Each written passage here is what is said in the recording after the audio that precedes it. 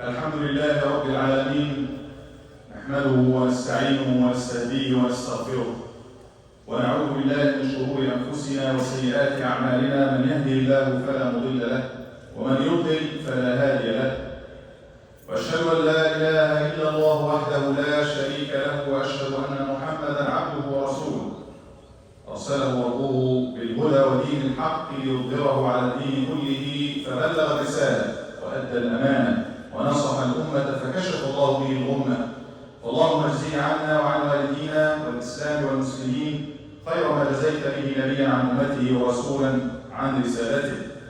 عباد الله، أوصيكم ونفسي بتقوى الله. قال عز وجل: أعوذ بالله من الشيطان الرجيم: يا أيها الذين آمنوا اتقوا الله حق تقاته ولا تموتن إلا وأنتم مسلمون.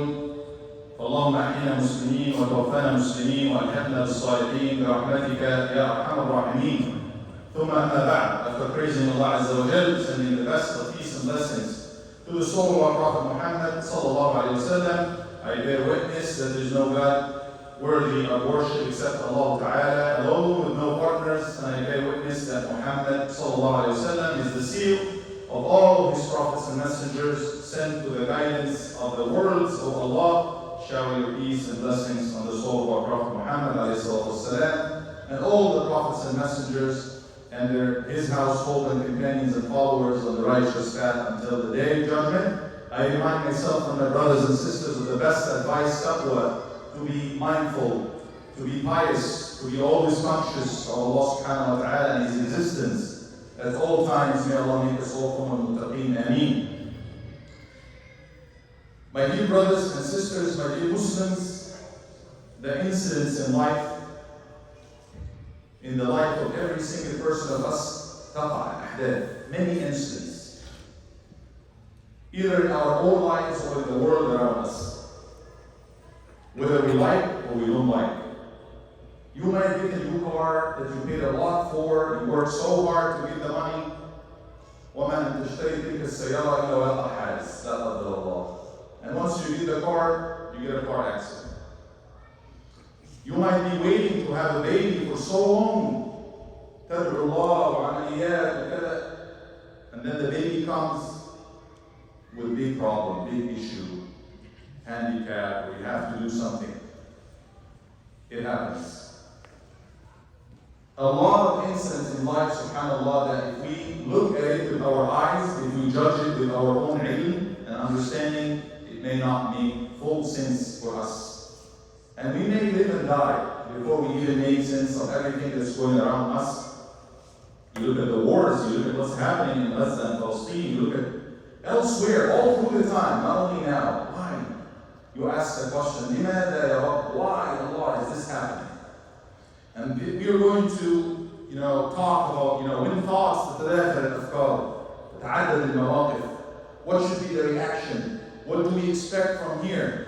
And the question is why this is happening. This is what we're going to talk about, inshallah, through this Quranic story, قصة قرآنية نستلهمها ونتعلم الدروس. We get the lessons from this story from the Quran, as we always turn to the Quran for answers and for guidance and for light. قصة موسى عليه السلام والخضر. Prophet Musa عليه السلام and the Khotbah, mentioned in Surah Al-Kahf. You possibly read it a few minutes ago, as we are recommended to recite Surah Al-Kahf every Friday. And it works as a light, nur ma bayna al-jum'atayn. Nur and light until the next Jum'ah. Wonderful stories in Surah Al-Kahf, and that is one of them. The story of Musa alayhi salam. It begins with a hadith. And Nabi sallallahu alayhi wa sallam is telling us, كان في حديث أبي بن كعب. The Sahabi of the Prophet sallam, Ubay ibn Ka'b, narrated, إن موسى قام خطيبا في بني إسرائيل. One day Musa عليه السلام stood up, giving khutbah in Bani Israel, the children of Israel. Israel is Yaqub, the son of Ibrahim, or Ishaq, the son of Ibrahim عليه السلام. So he stood up and giving the speech. After the speech, فسئل أي الناس أعلم. He was asked a question. Who do you think has the most knowledge amongst all people? قال أنا. He said, I do. That's Musa alayhi salam speaking. فعثر الله عليه لم يرد العلم إليه. And Allah subhanahu wa ta'ala blamed him as he did not say Allah has more knowledge, but Allah knows best. He did not refer all the ilm to Allah subhanahu wa ta'ala. فقال له بلى. Allah Azza told him, no, indeed there is one who has more knowledge than you.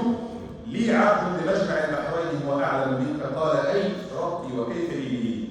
Allah said, I have a servant of mine who has more knowledge than you do. And he is in Majma' al-Bahrain, the conjunction of the two seas. Where is the conjunction of two seas? And so many parts of this story will in itself be hidden.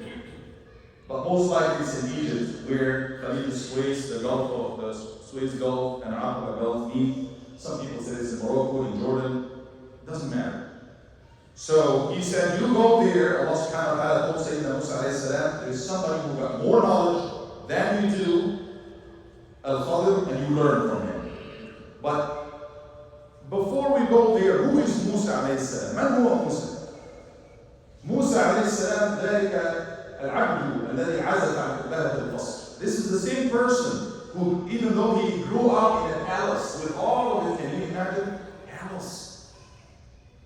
Being like a king or with kings. And he left all of that to side with the weakest. He chose the side of Haqq. He was kicked out of the palace, he abandoned all of that. He chose to go to support the weakest, to be with those that they were discriminated against, because Pharaoh and the Egyptians at this time, they were in discrimination against the people. Oh, those are not from here, they are from a different bloodline, or the outsiders. And what happened is Moosa alayhi salam chose to side with the Haqq against what looks like all the attraction of life, being in the palace. Why would you side with those? That's Moosa alayhi salam. He always was by the side of the Haqq and the weakest people. The only one time, the single time that he chose to say I do was this. I think I know more than anyone else. So Allah taught him the listen. And the listen, that's the one that we talk about, ilm. You think you know everything? You think nobody knows more than you? Wait a minute. This is listen one. ليست الكلمة الأخيرة لك. If you think you know everything and I have the final word or everything, and he was right in a sense, because he was the prophet of this time. يعني موسى هو نبي ذلك الزمان ومن أولي العزم من الرسل. He is one of the 5 mightiest prophets. Nothing wrong with saying I know, because he's in direct contact with Allah. But you don't want to say ego and egocentrism, which is the center of this culture, or nowadays life in general, is something bad. When the one time that Musa said, I do, Allah said, wait a minute, not you. There is a servant of ours, عَبْدًا مِنْ عِبَادِنَا. There is a servant of mine at this place. You have to travel. You have to exert and put effort to go and travel all the way to him, and I will make it hidden. It's not going to be clear. I'll just give you a sign. The sign is, you'll be the fish, and when the fish comes back to life, this is where you meet this servant of mine, and learn from him. Moosa and his boy, Yusha ibn Nun, later to be a prophet after Moosa alayhi salam, Joshua, they left, and he said, let me know when this fish comes back to life. This is the only thing I ask you to do. And it was a cooked fish, and they have already eaten half of it. One half was eaten. And then it came back to life at a specific place in the Safrati, a certain specific rock, where the water of the sea came to it, or rain came to it, and came back to life. And it was amazingly, it came back to life and started jumping and got to the sea. He forgot to mention that to Sayyidina Moosa. And they traveled for like another half day. And when Sayyidina Moosa told him, آتنا غداءنا, get us the food, لقد لقينا من سفرنا هذا نصبا. It's been too difficult for us because of this travel. He said, I forgot to tell something. Fish came back to life at this place, and he said, وَمَا أَنْسَانِيهُ إِلَّا الشَّيْطَانِ. It was all because of Shaitan that I forgot to tell you. He didn't tell him anything. He said, let's go so bad. فَارْتَدَّ عَلَى آثَارِهِمَا قَصَصًا. They are retracing their footsteps back to this spot. When they came, they found this person sitting or laying down, covered. Assalamu alayka wa ma bi rabbika assalam. Oh, is there still anybody talking about peace in this land? Who are you? Ana Moosa. This is Moosa. Moosa Bani Israel. Is this Moosa, the one of Bani Israel? He said, how did he know me? Who told you about me? He said, the one that told you about me has told me about you. Why are you here? قال هل أتبعك على أن تعلمني مما علمت رشدا? Can I follow you so you can teach me of what you have been taught? He said, you have to learn something. يا موسى إني على علم من علم الله علمنيه الله لا تعلمه وأنت على علم من علم الله علمكه الله لا أعلمه. I have knowledge from Allah that Allah has taught me that you do not know. And you have knowledge from Allah that Allah has taught you I do not know of. This is lesson one. My ilm and your ilm are all from Allah subhanahu wa ta'ala. And this is something that we have to learn. All the ilm. And he will teach him this lesson. Remind him of this lesson again when they get to the bowl. And they will see this little bird putting its beak to the water. And he said, the example of my ilm and your ilm, the knowledge of I have and the knowledge of what you have, in comparison to the knowledge of Allah, is just like how much water this bird took from the sea. The ilm of everybody, my ilm, my knowledge, your knowledge, the knowledge of everybody, everything that we know, if you compare it to Allah, it's like a drop. If you compare it to the ocean. This is the theme of the whole thing. That you have to know where you are and how much knowledge you got. Shall I follow you? He said you won't be able to, you cannot be patient. He said, I'll try. I can satajuni inshallah sabiran wa la a'si laka amra. He said, how come you be patient for something that you have no knowledge of? That's the point. We, as humans, we need to get all the data so we can make sense. But here comes the iman. You're not God.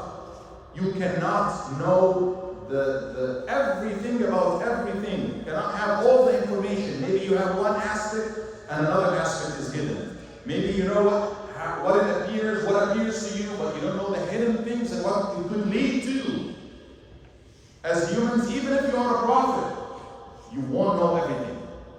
Something is going to be hidden, and that is to be solved by iman, by faith. By tapping into the ilm of Allah subhanahu wa ta'ala, we don't know everything. There is always above any knowledge of the person, there is alim, Allah subhanahu wa ta'ala, who has all the knowledge. Moosa alayhi salam, he gave him the condition of Qadar to Moosa, if you follow me, don't ask. Until I explain to you. He said, I promise. So that inshallah, I promise inshallah. They got to the boat, they were walking by the shoreline. There is a boat, let's get to the boat. Al-Abd started, they recognized Moosa, they got them on board free. All of them. And before he realized Al-Abd and Moosa are sitting in one of the corners, he started taking one piece of wood, خرقها, making a hole in this boat. You're making a hole. And those people got us on board for free, and that's what you do? Making a hole so they drown? That's how you and I and everyone would read. That's how we would read it. He is making something that's purely evil in return for good that they did to Moosa alayhi salam and Al-Khader. That's how we read. Nothing wrong with that. Nothing wrong. But there is another dimension you will explain later. We know what it is. We know that because of this damage that he caused, وَكَانَ وَرَاءَهُمْ مَلِكٌ يَأْخُذُ كُلَّ سَفِينَةٍ غَصْبًا. A few hours later, there is a checkpoint. What is that? Oh, it's this tyrant, this king. He sent his people. They stop all the ships, all the boats, and they just confiscate them. When they got to this specific boat, what happened? Oh, it has a hole, so they cannot take it. No, you guys go. We don't take damaged boats. Can you imagine what's going on in the mind of the masakin? Those poor, helpless people. That's their only source of income right there. That's their life, basically. They don't know how to do anything other than this. Can you imagine the reaction as they lost their boat? In this horrific way, by some people that they respected and they got on board for free? Maybe they're asking themselves this question, why? Why should this happen to us? Why should we lose our very source of income in this way? Right? That's what we would think, and that's what we would say to. But subhanAllah, a few hours later, Allah subhanahu wa ta'ala would give them the answer that it was all because of this hole that you are getting back your ship. You got it back simply because of this damage. That's the side of knowledge, that no one knows of. Moosa could not have known that on his own. Allah wanted to make it clear, so we learn this lesson. Right? You might look at something and think it's purely evil, it's bad. Why did they lose this? Right? But there's khayr, وَعَسَىٰ أَن تَكْرَهُ شَيْئًا. So Allah said in the Quran, you may dislike something, وَهُوَ خَيْرٌ لَكُمْ, but it's good for you. And vice versa, وَعَسَىٰ أَن تُحِبُّوا, you might like something and it turns to be bad for you. وَاللَّهُ يَعْلَمُ, Allah knows. Allah has the full knowledge. وَأَنْتُمْ لَا تَعْلَمُونَ, you do not know. Moving on to the next story. He found a little boy and he got him and he killed him. أَقَتَلْتَ نَفْسًا زَكِيَّةً بِغَيْرِ, how come you kill a pure soul that did not kill anybody? Didn't I tell you? The first time he apologized, he said, I continue to be with you, I forgot. I promise I'm not going to do it again. Then, how come you killed somebody? Rightfully so. If you see a crime like this is a crime in how we see it with our eyes. It's a crime. It's a heinous crime. How would you kill a little boy, young boy? He did not know that this young boy, he was a thief and he was a highway robber. And the knowledge of the future that only Allah has, if he is to live, he will be kafir and he will cause misery to his parents. That might lead them to be kafir as well. So it's better to take his life now. For him and for them, he would die before he reached the age of puberty, so he would go to Jannah, no hisab, no reckoning, no accounting. And better for his parents, Allah would replace them with one that's better than him. Can you imagine? The psychology, the mentality of parents losing their son. Why? Why do we have to lose him? Why is this happening to us? They did not know that this is good for them and good for their son. He said, didn't I tell you to not ask me? Explanation. He said, if I do it one more time, I'm not going to be a companion for you, or you don't accompany me. So they left. Third story. They came to this town. They were super hungry. Can you give us food? Can we stay for a little bit? No. You cannot. They refused to give them food. They refused to help them. As they were leaving, فَوَجَدَ فِيهَا جِدَارًا, they found this wall, يُرِيدُ أَنْ يَنْقَضَّ, that's about to collapse, فَأَقَامَ, and he established it. He rebuilt it. Did he do it the right way, or was it a miracle? He just, doesn't matter. He said, لَوْ شِئْتَ لَاتَّخَذْتَ عَلَيْهِ أَجْرًا. If you wish, you could have got some money for building it, especially since they did that to you. Or to us, قال هذا فراق بيني وبين, we have to separate now. He gave him the explanation, as we mentioned. The third one was that belonged to young boys, 2 young boys, and those people, there's a treasure that belongs to them. وكان أبوهما صالحا, their father or the 7th great grandfather was righteous, and Allah subhanahu wa ta'ala wanted to keep it for them. So that's what I did. وَمَا فَعَلْتُهُ عَنْ أَمْرِي, I did nothing of that on my own. This is all from Allah subhanahu wa ta'ala. So this, Allah subhanahu wa ta'ala wanted to make it a little clear to us. And subhanAllah, if you make the connection, those three events were repeated more than once in the very life of Musa عليه السلام. تكررت هذه الأحداث بعينها في حياة موسى نفسه عليه السلام. When we talk about the boat and making a hole in the boat, it looks like something bad. But he looks like he forgot when his mother put him with no boat in the river, on the sea. وأوحينا إلى أم موسى أن أضرب فإذا خفت عليه فألقيه في اليم. If you are afraid, that's mother of Musa, Allah is talking to her. If you fear for him, what? Protect him, take him away. No, put him in the sea. He knew the story. Later on, he came to know what happened. You see, it's destruction. He will drown. Something bad will happen to him. That's what you see. But no, it's the best thing that will happen to him. He will be rescued. That's the rescue, not the destruction. So if you have remember this, Musa alayhi salam, it happened to him. The very water was, if you judge it by what you see by your eye, it's wrong. Something is wrong. But if you wait and tap into the ilm of Allah and what's beyond ma wara al-ahdath, he was saved by that. And again, as he killed the boy, he himself has killed someone that he didn't mean to. He was actually looking to support somebody. They were fighting, and he supported the weakest part. It was over like a little punch or poke. فَقَضَى عَلَيْهِ. He didn't mean to. And then, if he was asking about building the wall for those people without having to take money for this, he himself, when he left Egypt and went to Madian, and he found those two ladies, and he helped them. They were in the back, and everybody's jumping in the water, all the males, so he helped those two weak little girls that they were left behind. He didn't ask for money. قَالَ رَبِّي إِنِّي لِمَا أَنزَلْتَ إِلَيَّ مِنْ خَيْرٍ فَقِيرٌ. And that turned to be the best for him. He will get married to one of them, and the story continues. So my dear brothers and sisters, this is a representation of the Qadar of Allah subhanahu wa ta'ala. Qadar, it even rhymes with Qadar. Qadar and Qadar.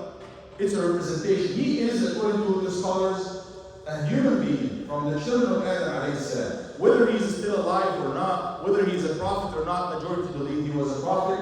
It doesn't mean much. It's a representation of what's beyond what we see. The story there is to teach us that no matter how you think you know everything, or you think that you judge the whole life, or you judge everything by just one chapter, by this whole life is just one chapter in the whole story. There's akhirah. The end is coming. And even in this dunya, if you wait to the end of the chapter, you might see an explanation. Just like if you have patience, when you see the ship or the boat being pulled in there, explanation is coming. You may know it, you might not know it. And that's subhanAllah what we see with those mothers in Gaza. It was the whole world, not only Muslims. Actually, it's making a lot of non-Muslims, when they look at the mother losing her baby. I was watching this young lady today. She said, it's mind-blowing. A mother who lost her baby in her hand and still saying Alhamdulillah. Allah, I thank Allah. She said, I can't do that. This is the moment I cannot thank God for taking my baby. That's because you judge it by only this chapter. I lost my son. But if you look at the bigger picture, your son is shaheed. You don't know what can come or may come first. Maybe he will be the one to intercede for you, make shafa'ah for you. Many things will happen in this dunya because of that. You don't judge everything. You don't think that you have the final word.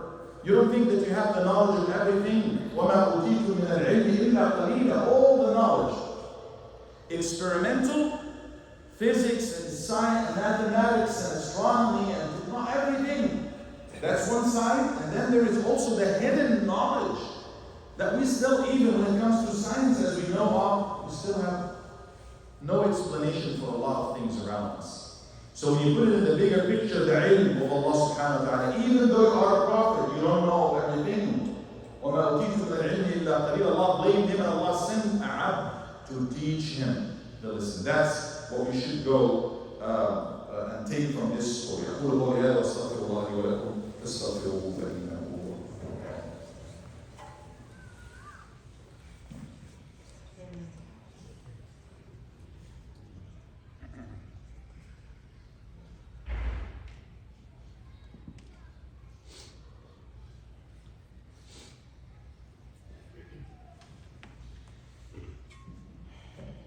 الحمد لله نحمده ونستعينه ونستغفره واشهد ان لا اله الا الله واشهد ان محمدا عبده ورسوله ونعوذ بالله من شرور انفسنا وسيئات اعمالنا ثم اما بعد. For a believer, everything that happens is good. إن أمر عجل لأمر المؤمنين إن أمره كله له خير. Good, you will give thanks, you will appreciate the good as you think of as good. And if it's bad in your sight, you will be patient, and in both cases, this is good for a believer. Again, we are not supposed to take something out of context, to get one incident, and think it's the ultimate good is in there. My life is all in this job. And then you don't get accepted. No, maybe not. Allahu A'lam.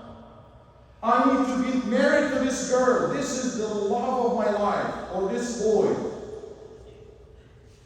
Did you know that the love marriages end in divorce more than arranged marriages?